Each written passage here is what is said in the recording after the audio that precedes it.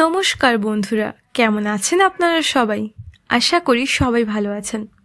তো আর্মিস, আজ আমরা কথা বলবো আমাদের প্রিয় বিটিএস লিডার কিম নামজুনের সামরিক জীবনের অভিজ্ঞতা নিয়ে।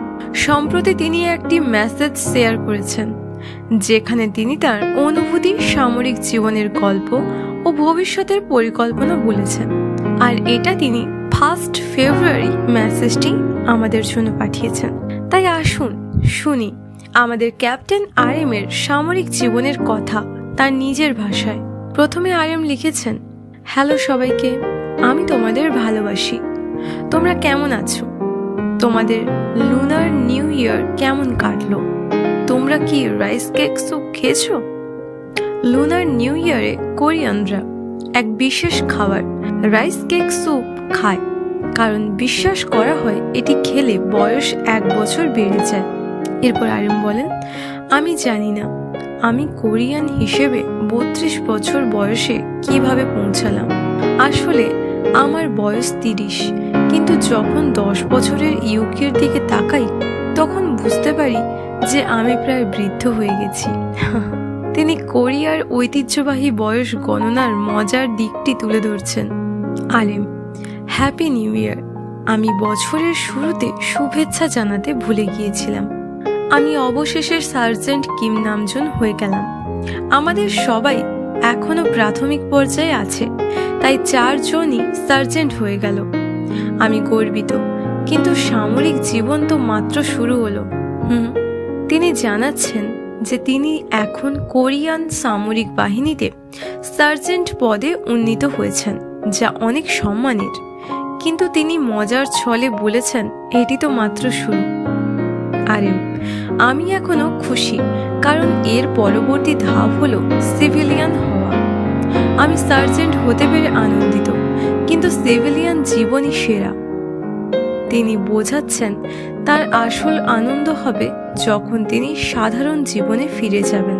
এরপর তিনি মনে করলেন তার প্রশিক্ষণের প্রথম দিনগুলোর কথা। আমি যখন প্রথম আর্মিতে যোগ দিয়েছিলাম তখন প্রশিক্ষকরা বলেছিলেন 25 বছর কি আসবে? মরেও যদি যাই 25 বছর কখনো আসবে না। কিন্তু আশ্চর্যজনকভাবে সময় কেটে গেছে। এখন মনে হচ্ছে যেন 2 বছরের বেশি হয়ে গেছে। প্রথমে মনে হয়েছিল সময় কাটবে না, কিন্তু এখন মনে হচ্ছে সময় দ্রুত চলে যাচ্ছে। এখন তিনি তার জুনিয়রদেরও একই কথা বলেন। তাই আমি আমার জুনিয়রদের বলি, বন্ধু, 26 বছর। হ্যাঁ, আমি জানি এটা ছেলে মানুষই। তুমি চাও আমি আমার বয়স অনুযায়ী আচরণ করি? আমি তা চাই না। তার মতে বয়স অনুযায়ী আচরণ করার দরকার নেই, তিনি যেভাবে আছেন সেভাবেই থাকতে চান। RM, 2024 সাল ছিল অনেক দিক থেকে একটি দারুণ বছর। ভালো বা খারাপ যাই হোক না কেন, এটি দীর্ঘ সময় মনে থাকবে। তোমাদের কেমন লেগেছে? এরপর তিনি BTS এর 2 সদস্যের সামরিক জীবন থেকে মুক্তি পাওয়ার কথা বলেছেন। তিনি লিখেছেন, আমি এখনো ঈর্ষান্বিত এবং খুশি যখন দেখি 2 জন সদস্য মানে জিন ও জেহো সামরিক বাহিনী থেকে বেরিয়ে এসেছে। সিভিলিয়ান জীবনই সেরা। তিনি বলেন, যখন আমি আবার সিভিলিয়ান কিম নামজুন হব তখন বলার মতো অনেক কিছু থাকবে। এমন কিছু বিষয় আছে যা এখন বলা কঠিন, কিন্তু একদিন আমি সেগুলো আমার নিজের মতো করে বলবো। তিনি বলেন, আমি ঘুমোতে পারি না, তাই যখন রাতের বেলা হাঁটি তখন এসব নিয়ে ভাবি। জুনের 10 তারিখ আসছে, তখন আমি নিশ্চিত হাসবো। আমি হাসবো। জুন 10, 2025 এটি RM এর সামরিক মুক্তির দিন। তিনি এই দিনটি নিয়ে দারুণ উচ্ছ্বসিত।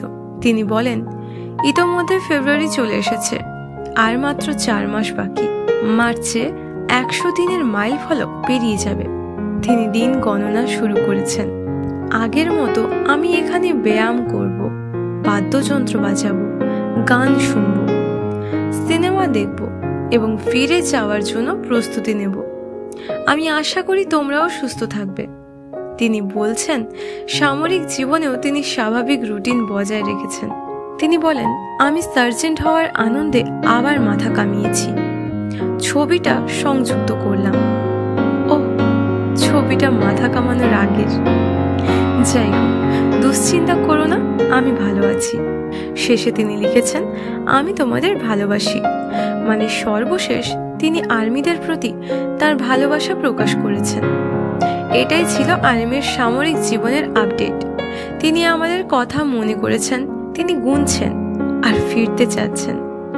আমরাও তার ফিরে আসার জন্য অপেক্ষা করছি। তুমি আর্মির ফিরে আসার জন্য কতটা উত্তেজিত আর্মিস? কমেন্টে জানাও। ভিডিওটি ভালো লাগলে লাইক, শেয়ার এবং সাবস্ক্রাইব করতে ভুলো না। সবাই ভালো থেকো, সুস্থ থেকো। দেখা হচ্ছে পরের ভিডিওতে। বাই।